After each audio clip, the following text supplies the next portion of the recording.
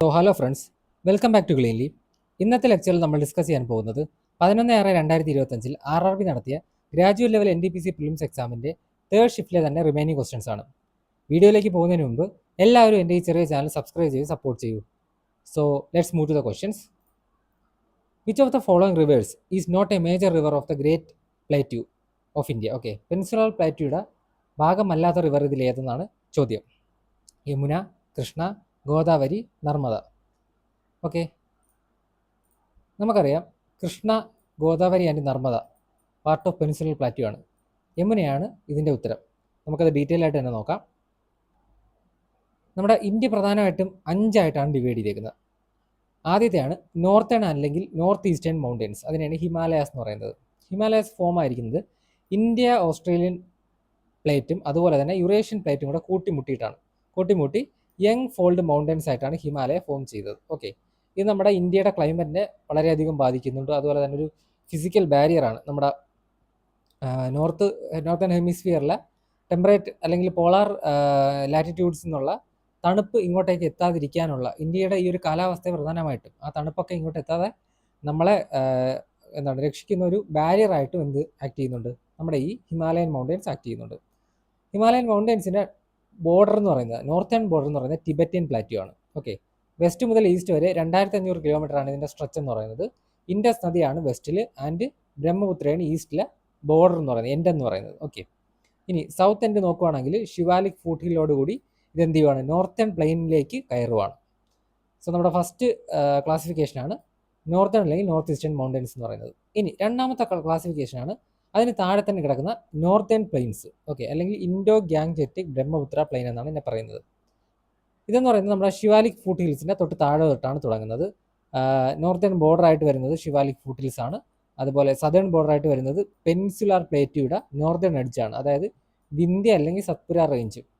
Vindhya range ടോപ്പിലുണ്ട്, then Satpura range ഉണ്ട്. ഇതിൻ്റെ ഇടയ്ക്ക് നർമ്മദ നദി ഇങ്ങനെ ഒഴുകി പോകുന്നുണ്ട്.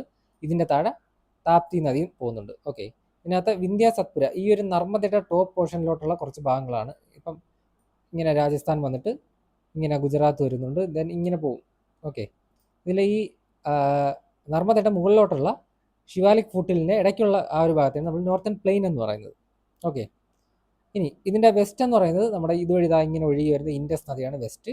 ഈസ്റ്റ് എന്ന് പറയുന്നത് എഗെയിൻ ആസാമിലൂടെ ഒഴുകി വരുന്ന ബ്രഹ്മപുത്ര നദിയാണ്. ഓക്കെ, ഇനി ഈ നോർത്തേൺ പ്ലെയിൻ നമ്മൾ നോക്കുവാണെങ്കിൽ 4 ഡിവൈഡ് ചെയ്തിട്ടുണ്ട്: ബാബർ, തെറായ്, ബങ്കർ ആൻഡ് കാദർ. ബാബർ എന്ന് പറഞ്ഞാൽ ഈ ഒരു ശിവാലിക് ഫൂട്ടിലിൻ്റെ താഴെ കാണുന്ന ഫസ്റ്റ് ലെയറാണ്. മൊത്തം പെബിൾസ് ആയിരിക്കും, ലാർജർ ബോൾഡേഴ്സും പെബിൾസും ഒക്കെ ആയിരിക്കും. ഇവിടെ വെച്ച് ഹിമാലയൻ നദികളൊക്കെ ഇതിൻ്റെ അടിയിൽ കൂടെ ഒഴുകുന്നുണ്ട്. ഇവിടെ വെച്ച് നദികൾ ഡിസപ്പയർ ചെയ്യുമെന്നാണ് പറയുന്നത്. ഓക്കെ, ഡിസപ്പയർ ചെയ്തിട്ട് അടുത്ത ലെയർ ആയിട്ടുള്ള ടെറായിൽ വരുമ്പം അത് വീണ്ടും റീഅപ്പിയർ ചെയ്യും നദികൾ. ഓക്കെ, ടെറായി എന്ന് വെച്ചാൽ മാർഷി ലാൻഡാണ്, ഫുൾ ഇങ്ങനെ ചതുപ്പ് പോലെ കിടക്കുന്ന ഒരു സ്ഥലമാണ് ടെറായി എന്ന് പറയുന്നത്. ഇതിൽ ബാബറാണ് ഏറ്റവും വിഡ്ത്ത് കുറഞ്ഞ ലെയർ എന്ന് പറയുന്നത്. 8 മുതൽ 16 കിലോമീറ്റർ ആണ് അതിൻ്റെ വിഡ്ത്ത് എന്ന് പറയുന്നത്. ഓക്കെ, ദെൻ തെറായി ഉണ്ട്. ദെൻ ബങ്കർ എന്ന് പറയുന്നത് ഓൾഡ് അലൂവിയ, അതായത് നദികളുടെ ബാങ്ക്സിൻ്റെ കുറച്ചും കൂടി അകന്ന് കിടക്കുന്ന ഒരു ഭാഗമാണ് ബങ്കർ എന്ന് പറയുന്നത്. ഓക്കെ, ബങ്കറിനെയാണ് ഓൾഡ് അലൂവിയാണ്. ഓക്കെ, അതുപോലെ കാദർ ആണെങ്കിൽ ന്യൂ അലൂവിയാണ്. ന്യൂ അലൂവി എന്ന് വെച്ചാൽ നമ്മുടെ നദികളോട് ചേർന്ന് കിടക്കും. ഈ കാദർ ഭയങ്കര വളക്കൂറ് കൂടുതലുള്ളതുമാണ്. ബങ്കർ അത്ര വളക്കൂറുള്ളതുമല്ല. കാരണം ബങ്കർ എന്ന് വെച്ചാൽ ഓൾഡ് അലൂവി ആയതുകൊണ്ട് തന്നെ അതിനകത്ത് കങ്കാർ എന്ന് പറയുന്നൊരു എലമെൻ്റ് ഉണ്ട്, കൻകാർ. ഓക്കെ, കൻകാർ എന്ന് പറയുന്നൊരു കാൽക്കേറിയസ് നൊഡ്യൂൾസ് ഉണ്ട് അതിനകത്ത്. സോ ഇതെന്ന് പറയുന്നത് നമ്മുടെ മണ്ണിൻ്റെ വളക്കൂറ് കുറയ്ക്കും. എന്നാൽ ഖാദർ അങ്ങനെയല്ല, ന്യൂ അലൂവി ആയതുകൊണ്ട് തന്നെ അതിൻ്റെ നദിയോട് ചേർന്ന് കിടക്കുന്നതായതുകൊണ്ട് തന്നെ ഇതിൻ്റെ ഫെർട്ടിലിറ്റി പോയിക്കൊണ്ടിരുന്നാലും വീണ്ടും വീണ്ടും റിന്യൂ ആയിക്കൊണ്ടിരിക്കും. നദി വന്നിട്ട് അതിൻ്റെ ഫെർട്ടിലിറ്റി റിന്യൂ ചെയ്തുകൊണ്ടിരിക്കും. ഓക്കെ, ഇനി അടുത്ത നെക്സ്റ്റ് ക്ലാസിഫിക്കേഷനാണ് പെനിൻസുലർ പ്ലാറ്റ്യൂ എന്ന് പറയുന്നത്. അത് നമ്മുടെ നർമ്മദയുടെ താഴേക്കുള്ളതാണ് പെനിൻസുലർ പ്ലാറ്റ്യൂ. ഇതെന്ന് പറയുന്ന ഓൾഡസ്റ്റ് ആണ്, most stable land mass of ഇന്ത്യയാണ്. ഇതൊരു ഇൻവേർട്ടഡ് ട്രയാങ്കിൾ പോലെയാണ് ഇങ്ങനെയാണ് ഇതിരിക്കുന്നത്. നമ്മുടെ ഇവിടെ ഗുജറാത്ത് വന്നിട്ട് ഇങ്ങനെയാണ് ഇരിക്കുന്നത്. അപ്പം പെനിൻസുലർ പ്ലാറ്റ്യൂ എടുക്കുകയാണെങ്കിൽ ഇതിൻ്റെ നോർത്തേൺ ബോർഡർ എന്ന് പറയുന്നത് ഇവിടെ ആരവല്ലി റേഞ്ച് വരും. അതുപോലെ തന്നെ നമ്മൾ നേരത്തെ പറഞ്ഞു നർമ്മദയുടെ താഴെ വിന്ധ്യ ഇവിടെ വരും. വിന്ധ്യ, ദെൻ സത്പുര, വിന്ധ്യ, ദെൻ അതിൻ്റെ താഴെ നർമ്മദ, ദെൻ സത്പുര. അപ്പോൾ ഈ വിന്ധ്യ റേഞ്ചൊക്കെയാണ് ഇതിൻ്റെ നോർത്തായിട്ട് കണക്കാക്കുന്നത്. ദെൻ ഈ ജാർഖണ്ഡ് റീജിയനിലായിട്ട് രാജ്മഹൽ ഹിൽസും ഉണ്ട്. അപ്പോൾ ഈ ഒരു ഇത്രയും റീജിയനാണ്. ഓക്കെ, ഇതിൻ്റെ വെസ്റ്റേൺ ബോർഡർ എന്ന് പറയുന്നത് വെസ്റ്റേൺ ഗട്ട്സ് ആണ്, അല്ലെങ്കിൽ സഹ്യാദ്രി. ഇതാ ഇങ്ങനെ പോകും western guts. Eastern border eastern guts ഇങ്ങനെ പോകും. ഓക്കെ, ഈസ്റ്റേൺ ഗട്ട്സ് ഇങ്ങനെ കണ്ടിന്യൂസ് അല്ല, ഇടയ്ക്കിടയ്ക്ക് ബ്രേക്ക് ഉണ്ട്. കാരണം ഇതുവഴി നമ്മുടെ കൃഷ്ണയും ഗോദാവരിയും കാവേരിയൊക്കെ ഒഴുകുന്നുണ്ട്. അതുകൊണ്ട് വെസ്റ്റേൺ ഗട്ട്സിനെ പോലെ കണ്ടിന്യൂസ് അല്ല ഈസ്റ്റേൺ ഗട്ട്സ് എന്ന് പറയുന്നത്. ഇനി ഇതിൻ്റെ സദേൺ ബോർഡർ എടുക്കുകയാണെങ്കിൽ കന്യാകുമാരിയിൽ വെച്ചാണ് ഈ പെനിൻസുലർ പ്ലേറ്റ് സൗത്തിൽ എൻഡ് ചെയ്യുന്നത്. ഇനി ഇതിനെ തന്നെ രണ്ടായിട്ട് ഡിവൈഡ് ചെയ്തിട്ടുണ്ട്, സെൻട്രൽ ഹൈലാൻഡ്സും ഡെക്കാൻ പ്ലേറ്റും എന്ന്. നർമ്മദയുടെ മുകളിൽ എന്നാൽ നോർത്തേൺ പ്ലെയിനിന് താഴെ ആ ഒരു ഇടഭാഗമാണ് എന്നെന്ന് പറയുന്നത് സെൻട്രൽ ഹൈലാൻഡ്സ്. ഇനി നർമ്മദയുടെ താഴെ മുതൽ കന്യാകുമാരിയുള്ള ഇത്രയും റീജിയനാണ് എന്തെന്ന് പറയുന്നത് ഡെക്കാൻ പ്ലേറ്റു എന്ന് പറയുന്നത്. ഓക്കെ, ഇനി അടുത്ത് നോക്കുവാണെങ്കിൽ ഇനി അതുപോലെ തന്നെ മറ്റൊരു കാര്യം ആലോചിച്ച് വെക്കേണ്ടത്, ഈ ലെഫ്റ്റ് സൈഡിൽ, അതായത് നമ്മുടെ വെസ്റ്റേൺ സൈഡിൽ, വെസ്റ്റേൺ ഗട്ട്സിൻ്റെ അവിടെ നിന്ന് ഈസ്റ്റേൺ ഗട്ട്സിലേക്ക് ഇത് ഇങ്ങനെ സ്ലോപ്പായാണ് കിടക്കുന്നത്, ചരിഞ്ഞാണ് കിടക്കുന്നത്. പൊക്കം കൂടുതലുള്ളത് വെസ്റ്റേൺ ഗട്ട്സിലാണ്, ഈസ്റ്റേൺ ഗട്ട്സിലേക്ക് പോകുമ്പോൾ ഇങ്ങനെ ചരിഞ്ഞാണ് കിടക്കുന്നത്. ഓക്കെ, അതുപോലെ തന്നെ സൗത്തിലേക്ക് വരുമ്പം സൗത്ത് ഭാഗത്താണ് പൊക്കം കൂടുതൽ നോർത്തിനെക്കാട്ടിലും. അപ്പം സൗത്തിൽ നിന്ന് നോർത്തിലേക്ക് ഇത് താഴോട്ട് ചരിഞ്ഞാണ് കിടക്കുന്നത്. അതാണ് ഇതിൻ്റെ രീതി. അതുപോലെ തന്നെ നമ്മൾ കോസ്റ്റൽ റീജിയൻ എടുക്കുകയാണെങ്കിൽ നാരോ കോസ്റ്റൽ റീജിയനാണ് വെസ്റ്റേൺ കോസ്റ്റൽ റീജിയൻ എന്ന് പറയുന്നത്. എന്നാൽ ഈസ്റ്റേൺ കോസ്റ്റൽ റീജിയൻ കുറച്ചും കൂടി വൈഡർ ആയിട്ടുള്ള കോസ്റ്റൽ റീജിയനാണ് ഈസ്റ്റേൺ കോസ്റ്റൽ റീജിയൻ. ഓക്കെ, ഇനി നമുക്ക് താർ ഡെസേർട്ട് നോക്കാം. താർ ഡെസേർട്ട് എന്ന് പറഞ്ഞാൽ നമ്മുടെ ഗ്രേറ്റ് ഇന്ത്യൻ ഡെസേർട്ടാണ്. അത് അടുത്ത ക്ലാസിഫിക്കേഷനാണ്. ഈ ഒരു ഏരിയയിലാണ് വരുന്നത്. നമ്മുടെ north western part of the country. East border Aravalli range വരെയാണ്. വെസ്റ്റ് ബോർഡർ പാകിസ്ഥാനിലൂടെ ഒഴുകുന്ന ആ ഇൻഡസ് നദിയുടെ അത്രയും വരെ വരും. ദെൻ സൗത്ത് ബോർഡറാണ് റാൺ ഓഫ് കച്ച്, നമ്മുടെ ലൂണി നദിയൊക്കെ വന്ന് എൻഡ് ചെയ്യുന്ന ഗുജറാത്തിലെ റാൺ ഓഫ് കച്ച്. ഇനി നോർത്തേൺ ബോർഡർ എന്ന് പറയുന്നത് പഞ്ചാബ് പ്ലെയിനാണ്. അതായത് നമ്മുടെ ഇവിടെ ഹിമാചൽ പ്രദേശ്, ഇവിടെ പഞ്ചാബ് ഉണ്ട്. ദെൻ പാകിസ്ഥാനിലെ പഞ്ചാബ് ഇപ്പുറത്തോട്ടുണ്ട്. അപ്പോൾ ഈ ഒരു പഞ്ചാബ് പ്ലെയിനിലാണ് എന്ത് ചെയ്യുന്നത്, ഇത്രയും ഭാഗമാണ് ഗ്രേറ്റ് ഇന്ത്യൻ ഡെസേർട്ട് എന്ന് പറയുന്നത്. ഓക്കെ, നെക്സ്റ്റ് ഡിവിഷനാണ് കോസ്റ്റൽ പ്ലെയിൻ. നമ്മൾ നേരത്തെ പറഞ്ഞു, കോസ്റ്റൽ പ്ലെയിൻ എന്ന് പറയുന്നത് പെനിൻസുലർ പ്ലേറ്റുവിൻ്റെ അപ്പുറത്തും ഇപ്പുറത്തുമായിട്ടാണ് സ്ഥിതി ചെയ്യുന്നത്. കടലിനും പെനിൻസുലർ പ്ലേറ്റിനും ഇടയിലാണ് കിടക്കുന്നത്. വെസ്റ്റേൺ കോസ്റ്റൽ പ്ലെയിൻ എടുക്കുകയാണെങ്കിൽ വെസ്റ്റേൺ ഗട്ട്സിനും അറേബ്യൻ സീയുടെ ഇടയിൽ കിടക്കും. എന്നാൽ ഈസ്റ്റേൺ കോസ്റ്റൽ പ്ലെയിൻ ആണെങ്കിൽ ഈസ്റ്റേൺ ഗട്ട്സിനും ബേ ഓഫ് ബംഗാളിനും ഇടയ്ക്കാണ് കിടക്കുന്നത്. എക്സ്റ്റെൻഡ് ടോപ്പും നമ്മുടെ നോർത്ത് സൗത്ത് നോക്കുകയാണെങ്കിൽ റാൺ ഓഫ് കച്ച് മുതൽ കന്യാകുമാരി വരെയാണ് വെസ്റ്റേൺ കോസ്റ്റൽ പ്ലെയിൻ വരുന്നത്. ഓക്കെ, റാൺ ഓഫ് കച്ച് മുതൽ കന്യാകുമാരി വരെ. ഇനി ഈസ്റ്റേൺ കോസ്റ്റൽ പ്ലെയിൻ ആണെങ്കിൽ ഗംഗാ ഡെൽറ്റ, വെസ്റ്റ് ബംഗാളിലെ ഗംഗാ ഡെൽറ്റ മുതൽ കന്യാകുമാരി വരെ. നമ്മുടെ ഇവിടെ ഇങ്ങനെ നോക്കുമ്പോൾ ഈ ഇവിടെ ഗംഗാ ഡെൽറ്റ ഉണ്ട്. ഇവിടെയാണ് ഗംഗ വന്നിങ്ങനെ ഒഴുകി ചേരുന്നത്. ഇവിടെ നമ്മുടെ സുന്ദർബൻ ഡെൽറ്റയൊക്കെ ഉണ്ട്. അപ്പോൾ ആ ഡെൽറ്റ മുതൽ എന്താണ് കന്യാകുമാരി വരെയാണ് ഈസ്റ്റേൺ കോസ്റ്റൽ പ്ലെയിൻ എന്ന് പറയുന്നത്. ഇനി നമ്മൾ നേരത്തെ പറഞ്ഞു വെസ്റ്റേൺ കോസ്റ്റ് എന്ന് പറയുന്നത് എന്താണ് ശരിക്കും എന്നാൽ ഈ വെസ്റ്റേൺ കോസ്റ്റ് ഭയങ്കര നാരോ ആണ്, ആൻഡ് ഈസ്റ്റേൺ കോസ്റ്റ് വൈഡറുമാണ്. അതുകൊണ്ട് തന്നെ ഈസ്റ്റേൺ കോസ്റ്റ് വൈഡർ ആയതുകൊണ്ട് തന്നെ അവിടെ ഡെൽറ്റാസ് ഫോം ചെയ്യും. മഹാനദിയിലും ഗോദാവരിയിലും കൃഷ്ണയിലും കാവേരിയിലൊക്കെ ഡെൽറ്റകൾ ഫോം ചെയ്യും. എന്നാൽ ഇപ്പുറത്ത് ഫോം ചെയ്യുന്നതിന് നമ്മൾ എസ്റ്റുറി എന്ന് പറയും. ഓക്കെ, ESTUARY എസ്റ്റുറി, അഴിമുഖം എന്ന് പറയും. അഴിമുഖമാണ് ഇവിടെ ഫോം ചെയ്യുന്നത്. വെസ്റ്റിൽ ഫോം ചെയ്യുന്ന അഴിമുഖവും എന്നാൽ ഈസ്റ്റ് ഫോം ചെയ്യുന്നത് ഡെൽറ്റകളുമാണ്. ഇവിടെ അഴിമുഖം ഉള്ളത് കൊണ്ട് തന്നെ പോർട്ടുകൾ നിർമ്മിക്കാൻ ഏറ്റവും എളുപ്പം വെസ്റ്റേൺ കോസ്റ്റാണ് ഈസ്റ്റേൺ കോസ്റ്റിനെ കാട്ടിലും. കാരണം നല്ല ഡെപ്ത് കാണും, കപ്പലുകൾക്ക് ഏറ്റവും അടുത്ത് വരെ വന്ന് നിൽക്കാൻ പറ്റും. ഓക്കെ, ഇനി ഇതിൻ്റെ ഷേപ്പ് ഒരു ഡംബൽ ഷേപ്പാണ്. വെസ്റ്റേൺ കോസ്റ്റൽ പ്ലെയിൻ്റെ ഷേപ്പ് എന്ന് പറയുന്നത് ഒരു ഡംബൽ ഷേപ്പാണ്. എന്താണെന്ന് വെച്ചാൽ നമ്മുടെ മഹാരാഷ്ട്രയിൽ നിന്ന് ഗോവ ആ ഒരു റീജിയൻ വരെ, കർണാടക ആ ഒരു റീജിയൻ വരെ എന്താണ് നല്ല വിട്ട് കാണും. എന്നാൽ കർണാടകയെ ഗോവയുടെ ആ ഒരു ഇടഭാഗം കുറച്ച് നാരോ ആയിരിക്കും. എന്നിട്ട് പിന്നെ കേരളത്തിലോട്ട് വരുമ്പോൾ വീണ്ടും വിട്ട് കൂടും. അങ്ങനെയാണ് കിടക്കുന്നത്. ഇനി ഐലൻഡ്സ് നോക്കുവാണെങ്കിൽ ആറാമത്തെ ഫൈനൽ ക്ലാസിഫിക്കേഷനാണ് ഐലൻഡ് എന്ന് പറയുന്നത്. ഓക്കെ, ഐലൻഡ് പ്രധാനമായിട്ടും നമ്മുടെ ഇന്ത്യയിൽ നോക്കുകയാണെങ്കിൽ 2 ഐലൻഡാണ് ഉള്ളത്. ഒന്നെന്ന് പറയുന്നത് നമ്മുടെ ഇവിടെ ആയിട്ട് വരുന്ന Andaman and Nicobar island. Andaman Nicobar island എന്ന് പറയുന്നത് നമ്മുടെ ഹിമാലയം ഇങ്ങനെ വരും. ദെൻ നമ്മുടെ നംചാ ബർവേൽ വെച്ചിട്ട് ഇതിങ്ങനെ വളഞ്ഞിട്ട് ഇതിനെ പിന്നെ പൂർവാഞ്ചൽ എന്നാണ് പറയുന്നത്. പൂർവാഞ്ചൽ നേരെ മ്യാൻമാർ കയറും. ഇവിടെ വെച്ച് മ്യാൻമാർ കയറും. മ്യാൻമാറിൽ ഇതിനെ അരക്കൻ യോമ ഹിൽസ് അല്ലെങ്കിൽ റാക്കേൻ മൗണ്ടൻ എന്നാണ് പറയുന്നത്. ഈ അരക്കൻ യോമ കഴിഞ്ഞിട്ട് പിന്നെ ഇത് മ്യാൻമാറിൽ വെച്ചിട്ട് ഇത് കടലിനടിയിൽ പോകും. എന്നിട്ട് ഇതിൻ്റെ ബാലൻസ് ആണ് ഈ ആൻഡമാനായിട്ട് ഇങ്ങനെ പൊങ്ങി നിൽക്കുന്നത്. ഇവിടെ കുറച്ച് പൊക്കമുള്ളത് കൊണ്ട് തന്നെ കടലിന് മുകളിലേക്ക് പൊങ്ങി നിൽക്കുക. അതാണ് ആൻഡമാൻ നിക്കോബാർ ഐലൻഡ് എന്ന് പറയുന്നത്. ഓക്കെ, ഇനി ആൻഡമാൻ നിക്കോബാർ ഐലൻഡ് എടുക്കുകയാണെങ്കിൽ അതിന് ക്ലാസിഫിക്കേഷൻ ഉണ്ട്. North Andaman, middle Andaman, south Andaman, Car Nicobar, then north Andaman, middle Andaman, south Andaman, little Andaman. Little Andaman കഴിഞ്ഞിട്ടാണ് Car Nicobar. Little Nicobar, then south Nicobar, അല്ല ഗ്രേറ്റ് നിക്കോബാർ. സൗത്ത് അല്ല, ഗ്രേറ്റ് നിക്കോബാർ. ഓക്കെ, മനസ്സിലായെന്ന് വിശ്വസിക്കുന്നു. North Andaman, middle Andaman, south Andaman, little Andaman. അത് കഴിഞ്ഞ് കാർ നിക്കോബാർ വരും, അത് കഴിഞ്ഞ് ലിറ്റിൽ നിക്കോബാർ വരും, അത് കഴിഞ്ഞ് ഗ്രേറ്റ് നിക്കോബാർ വരും. ഓക്കെ, ഇനി ഇത് സ്ഥിതി ചെയ്യുന്നത് ആൻഡമാൻ നിക്കോബാർ എവിടെയാണ്? നമുക്കറിയാം, ബേ ഓഫ് ബംഗാളിലാണ് സ്ഥിതി ചെയ്യുന്നത്. അതുപോലെ തന്നെ ലക്ഷദ്വീപ് നമ്മുടെ വെസ്റ്റേൺ കോസ്റ്റിലുള്ളതാണ്. നമ്മുടെ ആലപ്പുഴ ആ ഒരു ഭാഗത്ത് നിന്ന്, കേരളത്തിൻ്റെ ആലപ്പുഴയുടെ ആ ഒരു ഭാഗത്ത് ഇങ്ങനെ ഒരു കൂട്ടം ഓഫ് ദ്വീപായിട്ടാണ് ലക്ഷദ്വീപ് കിടക്കുന്നത്. അറേബ്യൻ സീലാണ്. ഇവിടെ നമ്മുടെ കവരത്തിയാണ് ഇതിൻ്റെ ക്യാപിറ്റൽ, ലക്ഷദ്വീപിൻ്റെ. അതുപോലെ തന്നെ മിനിക്കോയ് ഐലൻഡ് ഉണ്ട്. ആൻഡമാൻ നിക്കോബാർ എടുക്കുകയാണെങ്കിൽ പോർട്ട് ബ്ലെയർ ആണ് ആൻഡമാൻ നിക്കോബാറിൻ്റെ ക്യാപിറ്റൽ. ഓക്കെ, അതിൻ്റെ പേര് മാറിയിട്ടുണ്ട്, ഇപ്പോൾ ശ്രീ വിജയപുരം എന്നാണ് പോർട്ട് ബ്ലെയറിനെ പറയുന്നത്.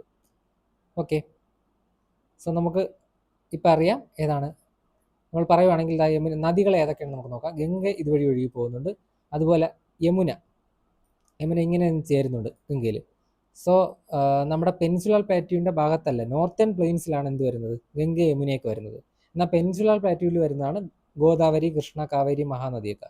സോ അതുകൊണ്ടാണ് ഇതെല്ലാം പെനിൻസുലർ പ്ലാറ്റ്യൂവിലും യമുന എവിടെ വരുന്നത്? നോർത്തേൺ പ്ലെയിൻസിലും വരുന്നത്. ഓക്കെ, നമുക്ക് അടുത്ത ക്വസ്റ്റ്യൻ നോക്കാം. What is one of the interventions included in the rural development programme? Rural development പ്രോഗ്രാമിൽ ഇൻക്ലൂഡ് ചെയ്തേക്കുന്ന ഒരു ഇൻ്റർവെൻഷനകത്ത് ഏതെന്നാണ് ചോദ്യം. Expanding metro rail. റൂറൽ ഏരിയാസിൽ ഒരു മെട്രോ റെയിൽ കൊണ്ടുവരേണ്ട ആവശ്യമുണ്ടോ? അർബൻ ഏരിയാസിലല്ലേ അത്രയധികം ഓഫീസസും കാര്യങ്ങളും. സോ മെട്രോ അല്ല. സ്കൈ സ്ക്രേപ്പേഴ്സ്, ലാർജ് ബിൽഡിങ്ങുകൾ, നല്ല ഉയരമുള്ള ബിൽഡിങ്ങുകൾ റൂറൽ ഏരിയയിൽ വരേണ്ട ആവശ്യമില്ല. Providing road connectivity to unconnected village. Yes, rural ഏരിയാസിൽ കണക്ടിവിറ്റി കുറവായിരിക്കും. സോ അൺകണക്റ്റഡ് ആയിട്ടുള്ള വില്ലേജുകളിൽ റോഡ് കണക്ടിവിറ്റി കൊണ്ടുവരണം. Developing urban project. എയർപോർട്ട്സ് അല്ല, അർബൻ എയർപോർട്ട്സ് അർബൻ ഏരിയയിലാണ് വരേണ്ടത്. സോ ഇതാണ് ഇതിൻ്റെ ഉത്തരം. Which initiative does the development of Vikram 3201 and Kalpana 3201 in 2025 align with? Okay, ഇതിൽ ഏത് പ്രോഗ്രാമുമായിട്ടാണ്? വിക്രം അതുപോലെ തന്നെ കൽപ്പന, ഈ രണ്ടും മൈക്രോ പ്രോസസ്സറുകളാണ് ഇന്ത്യ ഡെവലപ്പ് ചെയ്ത. അത് ഏതുമായിട്ട് ബന്ധപ്പെട്ട് കിടക്കുന്നു? Startup India initiative, make in India initiative, smart city mission, digital India campaign. ഇതിൻ്റെ ഉത്തരം മേക്ക് ഇൻ ഇന്ത്യ ക്യാമ്പയിനാണ്. അതായത് ഇന്ത്യ പുറത്തുനിന്നുള്ള ഇമ്പോർട്ട് കുറച്ചിട്ട് ഇന്ത്യ തന്നെ സ്വയം എന്ത് ചെയ്യുന്നു? ചിപ്പുകൾ ഡെവലപ്പ് ചെയ്യുന്നു. ഈ കൽപ്പനയും അതുപോലെ തന്നെ വിക്രം എന്ന് പറയുന്ന 32 ബിറ്റ് മൈക്രോ പ്രോസസ്സറാണ് ISRO ആണ് ഡെവലപ്പ് ചെയ്തത്. Collaboration with semiconductor laboratory Chandigarh. ചണ്ഡീഗഡും ISRO കൂടെ ചേർന്നാണ് 32 ബിറ്റ് മൈക്രോ പ്രോസസ്സറുകളായിട്ടുള്ള വിക്രമും കൽപ്പനയും ഡെവലപ്പ് ചെയ്തേക്കുന്നത്. ഓക്കെ, ഇത് ആത്മനിർഭർ ഭാരത്, അതാണ് മേക്ക് ഇൻ ഇന്ത്യ, അതുമായിട്ട് ബന്ധപ്പെട്ട് കിടക്കുന്നത്. ലേറ്റസ്റ്റ് ആയിട്ടുള്ള കുറച്ച് മേക്ക് ഇൻ ഇന്ത്യ പദ്ധതികൾ നമുക്ക് നോക്കുകയാണെങ്കിൽ, നാവ് IC ഇൻ്റഗ്രേറ്റഡ് ചിപ്സെറ്റ്, അത് ഇന്ത്യയുടെ തന്നെ ഇൻഡിജീനിയസ് ആയിട്ടുള്ള 12 നാനോമീറ്റർ ചിപ്സെറ്റാണ്. L1 ബാൻഡാണ് അത് സപ്പോർട്ട് ചെയ്യുന്നത്. ഇത് യൂസ് ചെയ്യുന്നത് നമ്മുടെ GPS-ൻ്റെ സഹായം ഇല്ലാതെ തന്നെ ഏറ്റവും താഴ്ന്ന ലെവൽ, അതായത് സബ് മീറ്റർ ലെവലിൽ തന്നെ, മീറ്ററിനും താഴത്തെ അത്രയും ആക്യുറസിയിൽ എർത്ത് ഒബ്സർവേഷൻ സാറ്റലൈറ്റുകൾക്ക് എന്ത് ചെയ്യാനാണ്? പൊസിഷനിങ് ചെയ്യാൻ വേണ്ടിയിട്ടാണ്. അതായത് അത്രയും പ്രിസൈസ് ആയിട്ടുള്ള പൊസിഷനിങ് എർത്ത് ഒബ്സർവേഷൻ സാറ്റലൈറ്റുകൾക്ക് ചെയ്യാൻ വേണ്ടിയിട്ടുള്ള ചിപ്സെറ്റാണ് നാവ് IC ചിപ്സെറ്റ് എന്ന് പറയുന്നത്, L1 ബാൻഡ് സപ്പോർട്ട് ചെയ്യുന്നത്. ഓക്കെ, ഇനി അടുത്തതാണ് S200 ഇലക്ട്രോ മെക്കാനിക്കൽ ആക്ച്വേറ്റർ. ഇത് 2025 ISRO ഡെവലപ്പ് ചെയ്തതാണ്. ഇത് എന്ത് ചെയ്യുന്നത് വെച്ചാൽ പണ്ട് കാലങ്ങളിൽ മുതൽ യൂസ് ചെയ്ത് വരുന്ന ഹൈഡ്രോളിക് ആക്ച്വേഷൻ സിസ്റ്റം, അതിന് പകരം യൂസ് ചെയ്യുന്നതാണ് S200 ഇലക്ട്രോ മെക്കാനിക്കൽ ആക്ച്വേറ്റർ എന്ന് പറയുന്നത്. അപ്പോൾ എന്ത് പറ്റുമെന്ന് വെച്ചാൽ, ഹൈഡ്രോളിക് ആണെങ്കിൽ ഒത്തിരി വെയിറ്റ് കാര്യങ്ങളൊക്കെ കാണും, ഇത് ഇലക്ട്രോ മെക്കാനിക്കലാണ്. അപ്പം ഹൈഡ്രോളിക്കിൽ നിന്ന് ഇലക്ട്രോ മെക്കാനിക്കലിലേക്ക് മാറുമ്പോൾ വെയിറ്റ് കുറയും. ഓക്കെ, റോക്കറ്റ് ലൈറ്റർ ആവും, അതുപോലെ മോർ റിലയബിൾ ആവും. അതുപോലെ തന്നെ ഇത് യൂസ് ചെയ്യുന്നത് LMV3 റോക്കറ്റുകളിലാണ്. ഓക്കെ,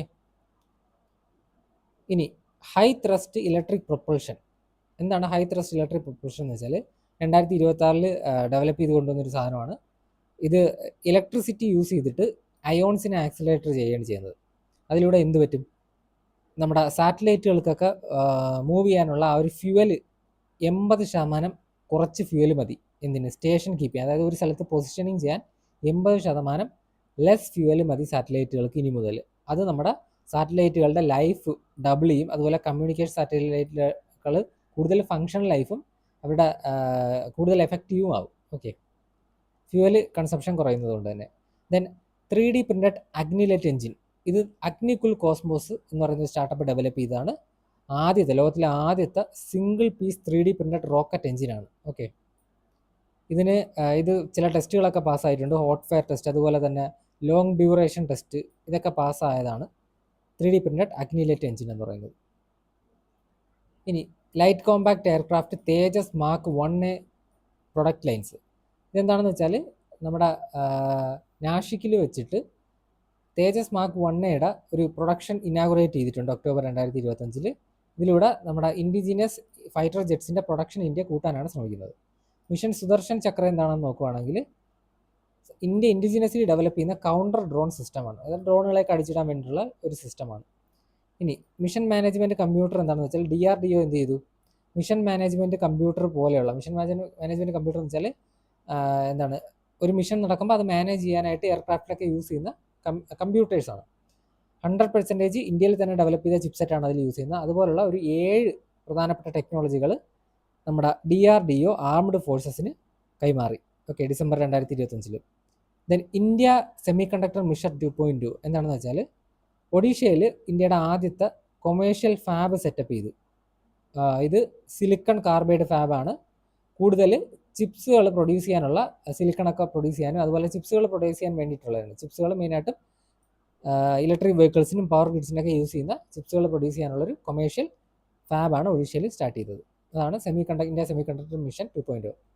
ഇനി ഭാരത് ജെൻ എന്താണെന്ന് നോക്കുകയാണെങ്കിൽ ലാർജ് ലാംഗ്വേജ് മോഡൽ. ഇന്ത്യയുടെ നമ്മുടെ തനതായ ലാംഗ്വേജുകൾ, പല പല ലാംഗ്വേജ് നമ്മുടെ ഇന്ത്യയിൽ സ്പീക്ക് ചെയ്യുന്നുണ്ട്. അങ്ങനെയുള്ള ലാംഗ്വേജുകളെല്ലാം കൂടെ കൂട്ടി ഇണക്കിക്കൊണ്ട് ഒരു ChatGPT പോലെ ഒരു ഇൻ്റർഫേസ് തയ്യാറാക്കി. അതാണ് ഭാരത് ജെൻ എന്ന് പറയുന്നത്. ഇനി കവച് 4.0 എടുക്കുകയാണെങ്കിൽ ട്രെയിനുകൾ തമ്മിലുള്ള ഹെഡ് ഓൺ കൊളിഷൻ, കൂട്ടിയിടികൾ, ഗോൾഡൻ ക്വാർട്ടർലാറ്റർ ആ ഒരു ഏരിയയിൽ, ആ ഒരു റൂട്ടുകളിൽ കുറയ്ക്കാൻ വേണ്ടിയിട്ട് ഈ ഒരു ഏരിയയിൽ കൊണ്ടുവന്ന ഒരു പുതിയ ടെക്നോളജിയാണ് ഓട്ടോമാറ്റിക് ട്രെയിൻ പ്രൊട്ടക്ഷൻ സിസ്റ്റം എന്ന് പറയുന്നത്. ഓക്കെ, ഇത് ഇൻഡിജിനസ്ലി ഇന്ത്യ തന്നെ ഡെവലപ്പ് ചെയ്തതാണ്. ഇനി ബയോഫാർമ ശക്തി നമ്മൾ പ്രീവിയസ് ക്ലാസ്സിലും ഡിസ്കസ് ചെയ്തതാണ്. 10,000 കോടിയുടെ 10,000 കോടിയുടെ ഒരു പ്രോജക്റ്റാണ്. നമ്മുടെ ആക്റ്റീവ് ഫാർമസ്യൂട്ടിക്കൽ ഇൻഗ്രീഡിയൻറ്റ്, നമുക്ക് ഫാർമസ്യൂട്ടിക്കൽ ഡ്രഗ്സിനൊക്കെ ആവശ്യമാവുന്ന ഇൻഗ്രീഡിയൻറ്റുകൾ, റോ മെറ്റീരിയലുകൾ പ്രൊഡ്യൂസ് ചെയ്യാനുള്ളൊരു സ്കീമാണ്. അതുപോലെ തന്നെ MRI മാഗ്നറ്റ്, റോബോട്ടിക് സർജിക്കൽ ആം, ഇതൊക്കെ പ്രൊഡ്യൂസ് ചെയ്യാനുള്ളൊരു സ്കീമാണ് ബയോഫാർമ ശക്തി എന്ന് പറയുന്നത്. ഇനി ഇന്ത്യയുടെ തന്നെ ലാർജസ്റ്റ് ഗ്രീൻ ഹൈഡ്രജൻ പ്ലാന്റ് കർണാടകയിൽ JSW എനർജി എന്ത് ചെയ്തു, സ്ഥാപിച്ചു. ഇതിലൂടെ ഇലക്ട്രോലൈസർ ടെക്നോളജിയിലൂടെ ഹൈഡ്രജൻ പ്രൊഡ്യൂസ് ചെയ്യുന്നതാണ്. ഓക്കെ, ഇനി സീ വാട്ടർ ബാറ്ററി സിസ്റ്റം എന്താണെന്ന് നോക്കുകയാണെങ്കിൽ DRDO ഡെവലപ്പ് ചെയ്തതാണ്. ഇത് അണ്ടർ വാട്ടറിൽ, വെള്ളത്തിനടിയിൽ ലോങ് ടൈം മാരിടൈം സർവൈലൻസ് ചെയ്യാൻ വേണ്ടിയിട്ടാണ്. അടിക്കടി ഇങ്ങനെ റീചാർജ് ചെയ്യാതെ തന്നെ ഒരുപാട് നേരം മാരിടൈം സർവൈലൻസ് ഇതിലൂടെ ചെയ്യാൻ പറ്റും. അതാണ് sea water battery system. Okay, which keyboard shortcut is used to quickly save a workbook in MS Excel 365? പെട്ടെന്നൊരു നമ്മൾ ചെയ്തുകൊണ്ടിരിക്കുന്ന എക്സലിലെ വർക്ക് ബുക്ക് സേവ് ചെയ്യാൻ എന്താണ് യൂസ് ചെയ്യുന്നതെന്നാണ്. ഓക്കെ, ഇത് എല്ലാവർക്കും അറിയായിരിക്കും. Ctrl+S ആണ്. ക്വിക്ക്ലി സേവ് എന്നൊക്കെ ഉള്ളൊരു ചോദ്യങ്ങൾ വന്നു കഴിഞ്ഞാൽ ഓൾമോസ്റ്റ് എല്ലാത്തിൻ്റെ ആൻസർ Ctrl+S തന്നെയാണ്. അതാണ് MS ഓഫീസിൽ യൂസ് ചെയ്യുന്ന ഒരു കോമൺ ഷോർട്ട് കട്ടാണ് Ctrl+S.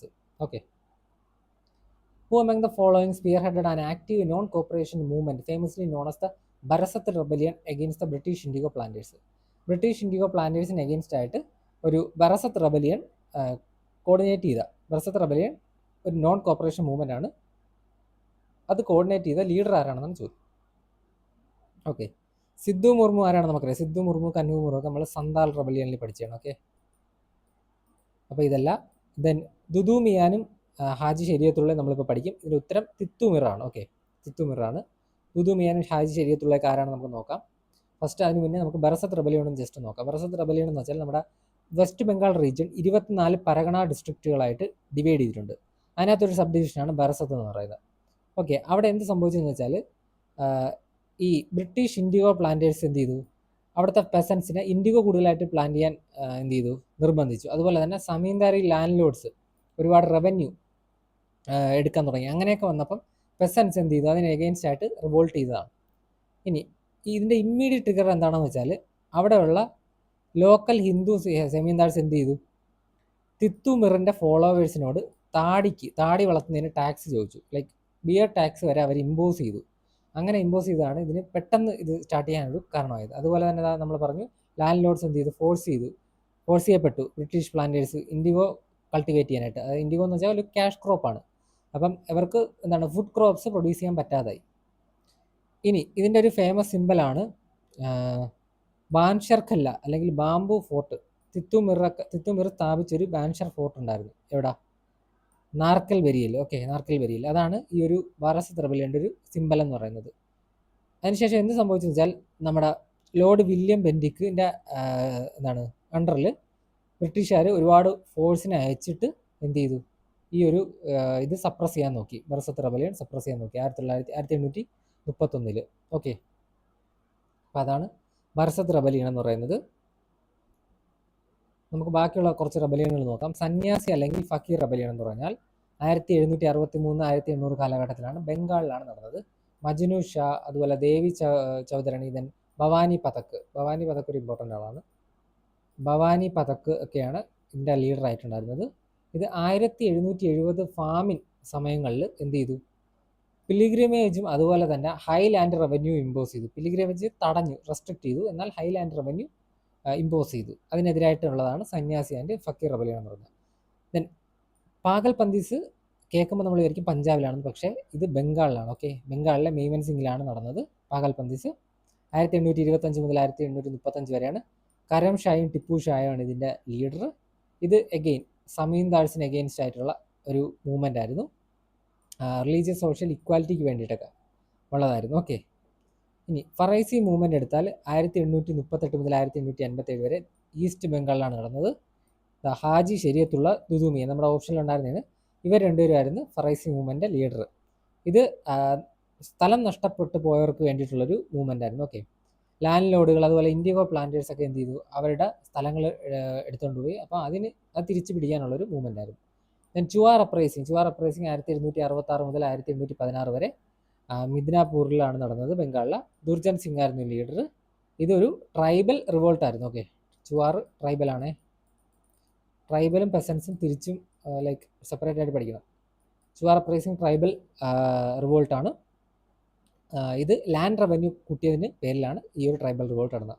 മെയിനായിട്ടുള്ള ഏത് റിവോൾട്ടുകൾ എടുത്താലും എല്ലാം ഓൾമോസ്റ്റ് ഒന്നുകിൽ ലാൻഡ് റവന്യൂ കൂട്ടിയത് അല്ലെങ്കിൽ ലാൻഡ് ലോഡ്സിനെതിരെ എഗെയിൻസ്റ്റ് ആയിട്ടുള്ളതൊക്കെ ആയിരിക്കും.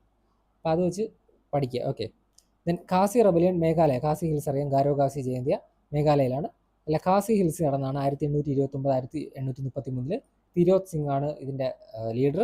ഇത് ബ്രിട്ടീഷുകാർ ഖാസി ലാൻഡിലെ ആ ഒരു ഹിൽസിലോട്ടൊക്കെ എന്ത് ചെയ്തു, റോഡ് പണിയാൻ നോക്കി. ഓക്കെ, ഖാസി ലാൻഡിൽ റോഡ് പണിയാൻ നോക്കിയതിന് എഗെയിൻസ്റ്റ് ആയിട്ടുള്ളതാണ് ഖാസി റെബലിയൻ എന്ന് പറയുന്നത്. ഇനി ബിൽ റെബലിയൻ 1817 1819 കാലഘട്ടത്തിൽ മഹാരാഷ്ട്രയിലെ കന്ദേഷിൽ വെച്ചിട്ടാണ് നടക്കുന്നത്. സേവാറാം ഭീം നായക്, ദെൻ കാജ നായക് ഒക്കെയാണ് ലീഡർ.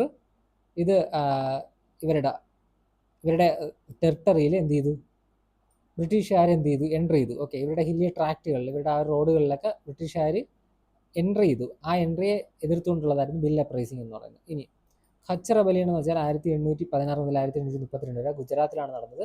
രാജാ ബർമൽ സെക്കൻഡാണ് ലീഡർ.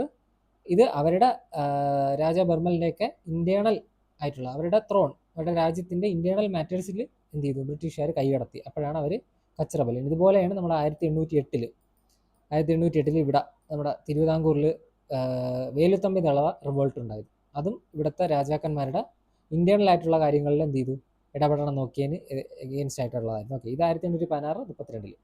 ഇനി വഗേര റൈസിങ് 1818 1820 ഗുജറാത്തിലെ ഒഖ മണ്ഡലിൽ വെച്ചാണ് നടന്നത്. വഗേര ചീഫ്സ് ആണ് ഇത് ലീഡ് ചെയ്തത്.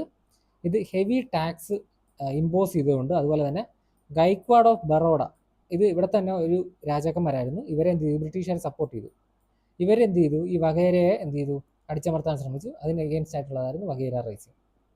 ഇനി സൂറത്ത് സാൾട്ട് അഗിറ്റേഷൻ എടുത്താൽ 1844 ഗുജറാത്തിലെ സൂറത്തിലാണ് നടന്നത്. അവിടുത്തെ പോപ്പുലേഷനാണ് അത് ചെയ്തത്. എന്തിനാണെന്ന് വെച്ചാൽ സാൾട്ട് ഡ്യൂട്ടി എന്ത് ചെയ്തു, സാൾട്ട് ഡ്യൂട്ടി അതായത് സാൾട്ട് കരം ഡബിളാക്കി. അതിന് എഗെയിൻസ്റ്റ് ആയിട്ടായിരുന്നു സൂറത്ത് സാൾട്ട് അഗിറ്റേഷൻ. ദെൻ ബുന്ദല റെബലിയൻ എടുത്താൽ 1842 ബുന്ദൽഖണ്ഡ്, നമുക്കറിയാം ബുന്ദൽഖണ്ഡ് പ്ലാറ്റ്യൂ മധ്യപ്രദേശ് ആ ഒരു റീജിയനിലാണ്. ഓക്കെ, ബുന്ദൽഖണ്ഡ്, ബഗേൽഖണ്ഡ്, മാർവാർ, മാൽവ, ഇതൊക്കെ പ്ലാറ്റ്യൂസ് ആണ്. അത് നമുക്ക് നോക്കാം. ആ ഒരു റീജിയനിലാണ് മധുകാർ ഷായാണ് ഇത് ലീഡ് ചെയ്തത്. ഇത് again land revenue, high land റവന്യൂവിനും ബ്രിട്ടീഷ് അഡ്മിനിസ്ട്രേറ്റീവ് സിസ്റ്റത്തിനും ഒക്കെ എതിരെ എഗെയിൻസ്റ്റ് ആയിരുന്നു Bundela rebellion. Okay, Madhukar Shah. Sawantwadi revolt എടുത്താൽ 1744 കൊങ്കൺ കോസ്റ്റാണ്, അന്ന സാഹിബാണ് ഇത് ലീഡ് ചെയ്തത്. ഇതെന്ന് വെച്ചാൽ ബ്രിട്ടീഷ് അഡ്മിനിസ്ട്രേറ്റീവ് കൺട്രോളിനെ എതിർക്കുന്ന ലോക്കൽസിനെ നോബിൾസിനെയൊക്കെ എന്ത് ചെയ്തു, അവിടെ നിന്ന് ഡിസ്പ്ലേസ് ചെയ്തു, സ്ഥലം മാറ്റി. അപ്പോൾ അതിന് അഗെയിൻസ്റ്റ് ആയിട്ട് അന്ന സാഹിബ് നടത്തിയൊരു റിവോൾട്ടാണ് സാവന്ത്വാടി റിവോൾട്ട് എന്ന് പറയുന്നത്. ദെൻ ഗഡ്കരി റിവോൾട്ട് എഗെയിൻ 1844 മഹാരാഷ്ട്രയിലെ കൊലാപൂരിൽ വെച്ചിട്ടാണ് നടക്കുന്നത്. ഗഡ്കരി മിലിറ്ററി ക്ലാസ് ആണ് ഇത് ലീഡ് ചെയ്തത്.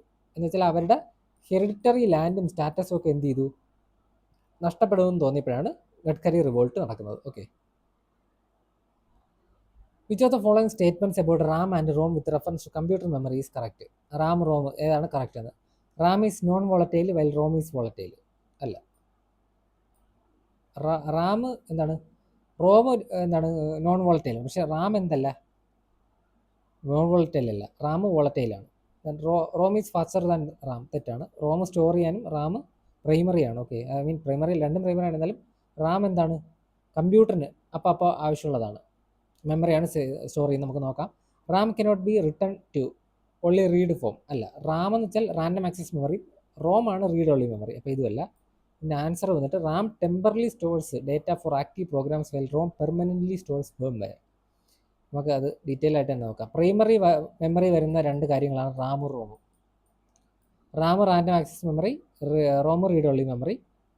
ഇതെന്ന് പറഞ്ഞാൽ C P U currently, C P U വെച്ചാൽ നമ്മുടെ പ്രോസസ്സർ കറണ്ട്ലി യൂസ് ചെയ്യുന്ന ആ ഒരു ഡേറ്റ, അത് ഫങ്ഷൻ ചെയ്യാനുള്ള ആ നിമിഷം അത് യൂസ് ചെയ്യുന്ന ഡേറ്റ സ്റ്റോർ ചെയ്യാൻ വേണ്ടിയിട്ടുള്ളൊരു വർക്കിംഗ് സ്പേസ് ആണ് ഈ റോം എന്നൊക്കെ പറയുന്നത്.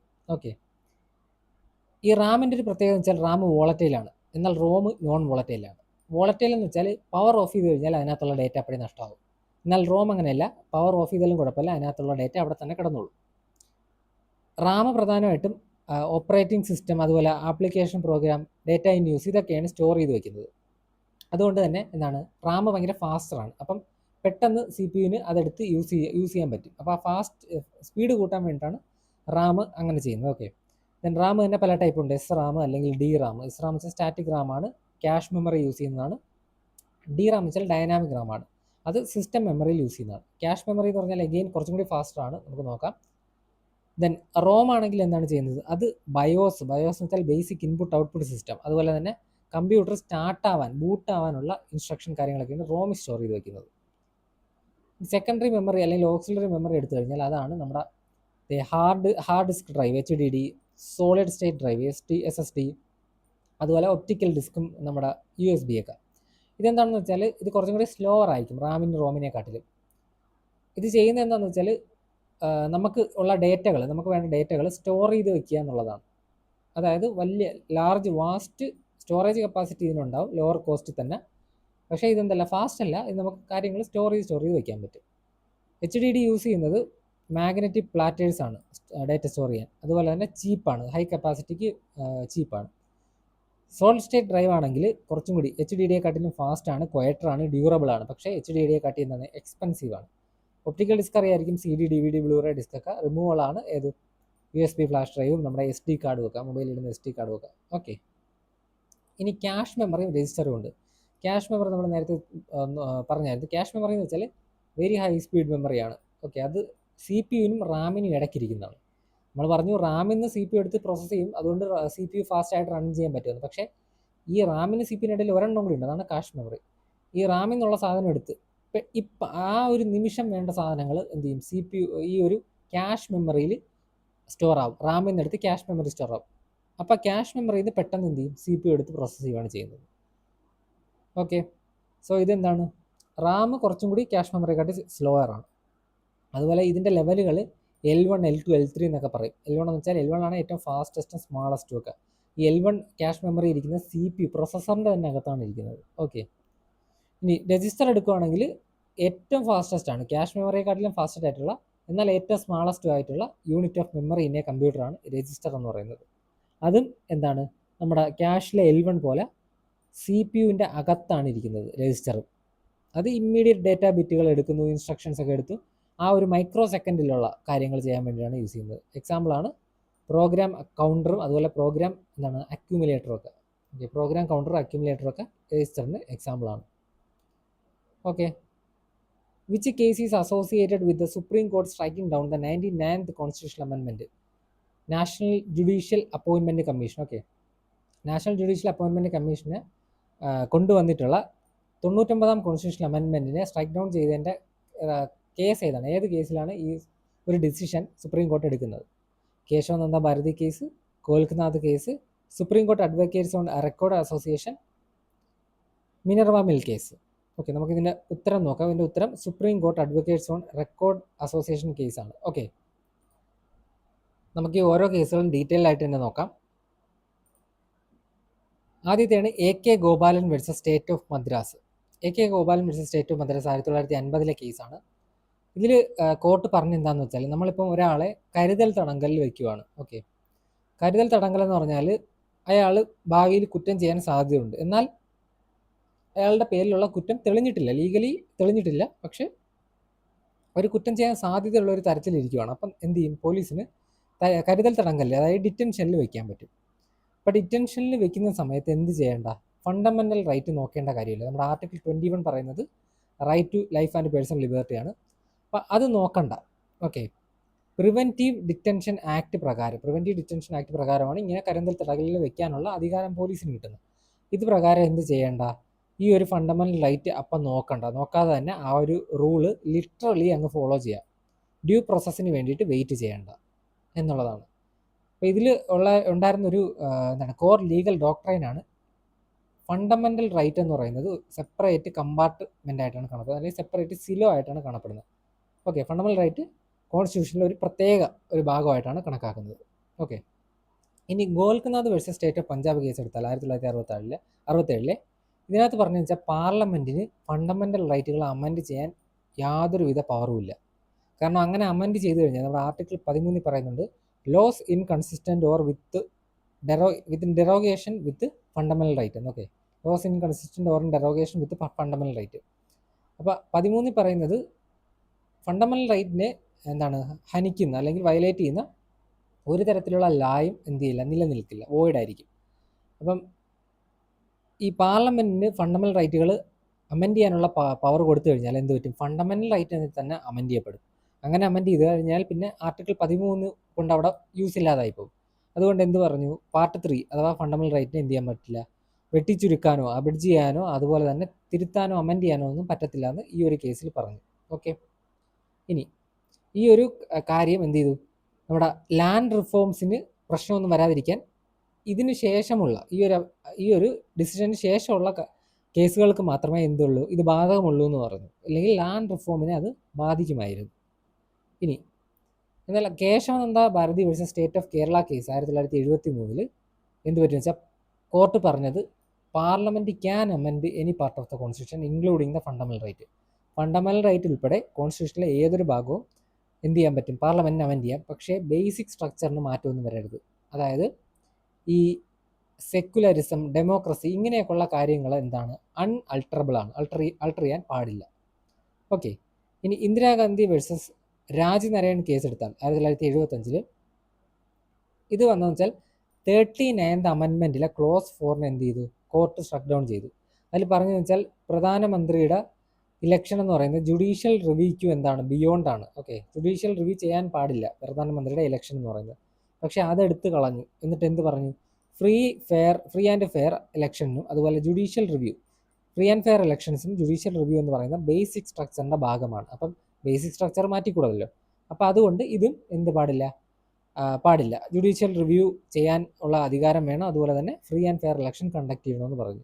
ഓക്കെ, അതുപോലെ തന്നെ കോർട്ട് ഒന്നുകൂടെ അഫം ചെയ്തു പ്രധാനമന്ത്രി ഉൾപ്പെടെയുള്ള എല്ലാ ആൾക്കാരും കോൺസ്റ്റിറ്റ്യൂഷന് താഴെയാണ്, കോൺസ്റ്റിറ്റ്യൂഷന് കീഴിലാണ്. ഇവരാരും കോൺസ്റ്റിറ്റ്യൂഷന് മുകളിലല്ല. ഇനി നമുക്ക് Minerva mill versus union of India 1980 അതുപോലെ തന്നെ നമ്മളിപ്പോൾ പറഞ്ഞതാ ഈ 99th കോൺസ്റ്റിറ്റ്യൂഷണൽ അമെൻമെൻറ്റ് ആക്ട് പ്രകാരമുള്ള ആ ഒരു കേസ് നമുക്ക് നോക്കാം. ഓക്കെ, ഇതാണ് SCAORA versus union of India 2025 എന്ന് പറയുന്നത്. ഓക്കെ, SCAORA എന്ന് വെച്ചാൽ അത് supreme court advocates on record association ആണ്. Okay, supreme court advocates on record association versus union of India 2025 case. Minerva mill versus union of India എടുക്കുകയാണെങ്കിൽ കേസിൻ്റെ പേരാണ് കൊടുത്തിരിക്കുന്നത് മിനർവ മിൽ കേസ്. അതുപോലെ ഈ കേസിൻ്റെ പേരാണെങ്കിൽ national judicial appointments commission case എന്നാണ്. ഇനി മിനർവ മിൽ കേസ് പറഞ്ഞ് അതിൻ്റെ പ്രധാനപ്പെട്ട ഇഷ്യൂ എന്താണെന്ന് വെച്ചാൽ 42ാം അമെൻമെൻറ്റ് 1976, അഥവാ നമ്മുടെ മിനി കോൺസ്റ്റിറ്റ്യൂഷൻ, ഇതിൻ്റെ വാലിഡിറ്റിയാണ്. ഓക്കെ, ഈ ഒരു 42ാം അമെൻമെൻറ്റ് 1976 എന്ന് പറയുന്നത് പാർലമെൻറ്റിന് അൺലിമിറ്റഡ് അമെൻഡിങ് പവർ കൊടുത്തിട്ടുണ്ടായിരുന്നു. അപ്പോൾ ഇതിൻ്റെ വാലിഡിറ്റി എത്ര എന്നുള്ളതിനെ ചൊല്ലിയുള്ളൊരു കേസായിരുന്നു. എന്നാൽ ഈ ഒരു NJAC കേസ് എന്ന് പറയുന്നത്, ഓക്കെ, ഇതെന്ന് പറയുന്നത് 99th amendment act of 99th amendment act എന്താണ് കൊണ്ടുവന്നത്? നമ്മുടെ നാഷണൽ ജുഡീഷ്യൽ അപ്പോയിൻമെൻറ്റ് കമ്മീഷൻ കൊണ്ടുവന്നത് 2014. ഇതെന്താണെന്ന് വെച്ചാൽ നമ്മുടെ ജഡ്ജസിനെ, സുപ്രീം കോടതിയിലെ ഹൈക്കോടതിയിലെ ജഡ്ജിനെ നിയമിക്കാനുള്ളൊരു വകുപ്പായിരുന്നു. National judicial appointment commission form ആവും, എന്നിട്ട് അവർ തീരുമാനിക്കും ആര് ജഡ്ജ് ആണോ എന്നൊക്കെ ഉള്ളത്. ഇത് 99th അമെൻമെൻറ്റ് ആക്ട് വഴിയാണ് കൊണ്ടുവന്നത്. അപ്പോൾ ഇതിൻ്റെ വാലിഡിറ്റിയെ പറ്റിയായിരുന്നു ഈ ഒരു കേസ് എന്ന് പറയുന്നത്. ഇനി മിനർവ മിൽ കേസ് എടുക്കുകയാണെങ്കിൽ സെക്ഷൻ 4 അതുപോലെ തന്നെ സെക്ഷൻ 55, 42ാം കോൺസ്റ്റിറ്റ്യൂഷൻ അമെൻമെൻറ്റിലെ സെക്ഷൻ 4 സെക്ഷൻ 55 എന്ത് ചെയ്തത്, അതിനെപ്പറ്റി അതായിരുന്നു ചലഞ്ച് ചെയ്ത സെക്ഷനുകളെന്ന് പറയുന്നത്. ഓക്കെ, ഇനി ഈ കേസിലാണെങ്കിൽ, ഓക്കെ, NJAC കേസിലാണെങ്കിൽ national judicial appointment commission act 2014 എന്ത് ചെയ്തത്, ചലഞ്ച് ചെയ്തത്. അതിലെ പ്രധാനപ്പെട്ട ചോദ്യം, മിനർവ മില്ലിലെ പ്രധാനപ്പെട്ട ചോദ്യം എന്താണെന്ന് വെച്ചാൽ പാർലമെൻറ്റിന് അബ്സല്യൂട്ട് പവർ ഉണ്ടോ, അതുപോലെ ജുഡീഷ്യൽ റിവ്യൂവിനെ എക്സ്ക്ലൂഡ് ചെയ്യാൻ പറ്റുമോ, ജുഡീഷ്യൽ റിവ്യൂവിന് അതീതമാണോ പാർലമെൻറ്റിൻ്റെ പവർ എന്നുള്ളതെന്നാണ്, അമെൻഡിങ് പവർ എന്നുള്ളതാണ്. അതായത് പാർലമെൻറ്റിന് എന്തും കയറി അമെൻഡ് ചെയ്യാൻ പറ്റുമോ എന്നുള്ളത്. ഇനി SCAR കേസ് എടുക്കുകയാണെങ്കിൽ അതിനകത്തുള്ള ചോദ്യം എന്താണെന്ന് വെച്ചാൽ എക്സിക്യൂട്ടീവിന്, നമ്മളെ ജുഡീഷ്യൽ അപ്പോയിൻമെൻറ്റിൽ എക്സിക്യൂട്ടീവിന് എന്തെങ്കിലും സേ ഉണ്ടോ, അതായത് എക്സിക്യൂട്ടീവിന് അധികാരമുണ്ടോ ആര് ജഡ്ജ് ആവണം എന്നൊക്കെ ഉള്ളത് തീരുമാനിക്കാൻ, without compromising judicial independence. Judicial ഇൻഡിപെൻഡൻസിനെ കോംപ്രമൈസ് ചെയ്യാതെ എന്താണ് എക്സിക്യൂട്ടീവിന് ജുഡീഷ്യൽ അപ്പോയിൻമെൻറ്റുകളെ എന്ത് ചെയ്യാൻ പറ്റുമോ, അതിൽ കയറി ഇടപെടാൻ പറ്റുമോ എന്നുള്ളതായിരുന്നു ഈ കേസിലെ ചോദ്യം. സുപ്രീം കോർട്ടിൻ്റെ റൂളിംഗ് എന്തായിരുന്നു വെച്ചാൽ സുപ്രീം കോർട്ട് എന്ത് ചെയ്തു, ഈ ക്ലോസുകൾ അങ്ങ് ബാർ ചെയ്തു, സ്ട്രക്ക് ഡൗൺ ചെയ്തു. എന്നിട്ട് പാർലമെൻറ്റിന് എന്ത് ചെയ്തു, അൺലിമിറ്റഡ് പവർ കൊടുത്തു. Review Bard judicial review and gave parliament unlimited power കൊടുത്തു. അല്ല, സോറി, പറഞ്ഞ തെറ്റിയതാണ്. പാർലമെൻറ്റിന് അൺലിമിറ്റഡ് പവർ കൊടുത്ത ക്ലോസുകൾ എന്ത് ചെയ്തു, സ്ട്രക്ക് ഡൗൺ ചെയ്തു സുപ്രീം കോർട്ട്. ഇവിടെയാണെങ്കിൽ NJAC ആക്ട് എന്ത് ചെയ്തു, അൺകോൺസ്റ്റിറ്റ്യൂഷണൽ ആക്കി. എന്നിട്ട് എന്ത് ചെയ്തു, കൊളേജിയം സിസ്റ്റം കൊണ്ടുവന്നു. NJAC ആക്ട് പ്രകാരം എന്ത് ചെയ്യും, ഒരു ബോഡി ഫോം ചെയ്യും, അവരായിരിക്കും എന്ത് ചെയ്യുന്നത്, ജഡ്ജസിനെ നിയമിക്കുന്നത്. പക്ഷേ കൊളേജിയം സിസ്റ്റം എന്ന് വെച്ചാൽ നമ്മുടെ നിലവിലിരിക്കുന്ന സുപ്രീം കോർട്ട് ചീഫ് ജസ്റ്റിസും അതുപോലെ തന്നെ ഒരു 4 സീനിയർ മോസ്റ്റ് ജഡ്ജസും കൂടെ ചേർന്നിട്ട് അവരായിരിക്കും തീരുമാനിക്കുന്ന ആരാണ് അടുത്ത ചീഫ് ജസ്റ്റിസ്, അല്ലെങ്കിൽ ഹൈക്കോർട്ടിലെ ചീഫ് ജസ്റ്റിസ് ലൈക്ക് ജഡ്ജ് ആരാവണം എന്നുള്ളതൊക്കെ അവർ തീരുമാനിക്കും. അതാണ് കൊളേജിയം സിസ്റ്റം എന്ന് പറയുന്നത്. ഓക്കെ, ഇത് കോൺസ്റ്റിറ്റ്യൂഷനിൽ കൊണ്ടുവന്ന സാധനമല്ല, ഇതൊരു അല്ലാതെ കോർട്ടിൽ ഡെവലപ്പായി വന്നൊരു കാര്യമാണ്. അതാണ് കൊളേജിയം സിസ്റ്റം, അതാണ് ഇപ്പോഴും ഫോളോ ചെയ്യുന്നത്. ഇനി മിനർവ മിൽ കേസിൽ എന്ത് സംഭവിച്ചു എന്ന് വെച്ചാൽ പാർലമെൻറ്റിൻ്റെ അമെൻഡിങ് പവറും എന്ത് ചെയ്തു, ലിമിറ്റ് ചെയ്തു. അതുപോലെ ജുഡീഷ്യൽ റിവ്യൂ സമ്മതിച്ചു, ജുഡീഷ്യൽ റിവ്യൂ ചെയ്യാം എന്നുള്ളൊരു ലോസ് ഉണ്ടാക്കുമ്പോൾ അതിനെ ജുഡീഷ്യൽ റിവ്യൂ ചെയ്യാം എന്നുള്ളൊരു ഇത് കൊണ്ടുവന്നു. ഇനി ഈ കേസിലാണെങ്കിൽ ഇൻഡിപെൻഡൻസ് ഓഫ് ജുഡീഷ്യറിയും സെപ്പറേഷൻ ഓഫ് പവർ നടന്നു. അതായത് എക്സിക്യൂട്ടീവിന് ഇതിനകത്ത് കയറി എന്ത് ചെയ്യാൻ പറ്റത്തില്ല, ഇടപെടത്തില്ല ജഡ്ജസിനെ അപ്പോയിൻറ്റ് ചെയ്യുന്നതിൽ. അപ്പോൾ എന്ത് ചെയ്തു, സെപ്പറേറ്റ് ചെയ്തു, അവരുടെ പവറുകൾ തമ്മിൽ സെപ്പറേറ്റ് ചെയ്തു. ഓക്കെ, സോ അതുകൊണ്ടാണ് ഇതിൻ്റെ ആൻസർ NJAC റിലേറ്റഡ് ആയിട്ടുള്ള കേസ് എന്ന് പറയുന്നത് ഈ SC നമ്മളിപ്പോൾ പറഞ്ഞ സാധനമാണ്. Okay, supreme court advocates on record association case എന്ന് പറയുന്നതാണ്. ഓക്കെ, ഇനി മിനർവ മിൽ കേസിൽ ഒരു പ്രധാനപ്പെട്ട ഒരു സ്റ്റേറ്റ്മെൻറ്റ് ഉണ്ടായിരുന്നു. അതാണ് a limited amending power is itself a basic feature of the constitution. കോൺസ്റ്റിറ്റ്യൂഷൻ്റെ ഒരു ബേസിക് ഫീച്ചർ എന്ന് പറയുന്നത് ലിമിറ്റഡ് അമെൻഡിങ് പവറാണ് എന്നുള്ളത്. അതുപോലെ തന്നെ ഈ ഒരു കേസിലാണ് പറഞ്ഞത് പാർലമെൻറ്റിന് ചുമ്മാ അങ്ങ് ഒരു കോൺസ്റ്റിറ്റ്യൂഷൻ തന്നെ വേണമെങ്കിൽ ഡിലീറ്റ് ചെയ്ത് കളയാൻ പറ്റുമായിരുന്നു, പക്ഷേ അത് പാടില്ല. അതുപോലെ തന്നെ കോർട്ടിന് എന്ത് ചെയ്യാൻ പറ്റത്തില്ല, ലോസ് ചെക്ക് ചെയ്യുന്നത്, കോർട്ടിന് ലോസ് ചെക്ക് ചെയ്യുക, അത് ഒരിക്കലും സ്റ്റോപ്പ് ചെയ്യാൻ പാടില്ല. കോർട്ട് എന്തെങ്കിലും ലോ ഉണ്ടാക്കിയാൽ അത് ജുഡീഷ്യൽ റിവ്യൂ ചെയ്യാം. ഓക്കെ, ഇത് നമ്മൾ ഓൾറെഡി പറഞ്ഞതാണ് എങ്ങനെയാണ് കൊളേജിയം വർക്ക് ചെയ്യുന്നതെന്ന്. ഓക്കെ, സോ ഇതോടുകൂടി ഈ ക്വസ്റ്റ്യൻ പേപ്പറിൽ നിന്നുള്ള ജനറൽ അവയർനെസ് ടോപ്പിക്സ് നമ്മൾ ഡീറ്റെയിൽ ആയിട്ട് തന്നെ കവർ ചെയ്തിട്ടുണ്ട്. നെക്സ്റ്റ് ലെക്ചറിൽ നമുക്ക് പുതിയൊരു ക്വസ്റ്റ്യൻ പേപ്പറുമായിട്ട് കാണാം. Thank you all for listening to my lecture. എൻ്റെ ക്ലാസ് നിങ്ങൾക്ക് ഹെൽപ്ഫുൾ ആണെങ്കിൽ please to subscribe, like, comment and share. Thank U.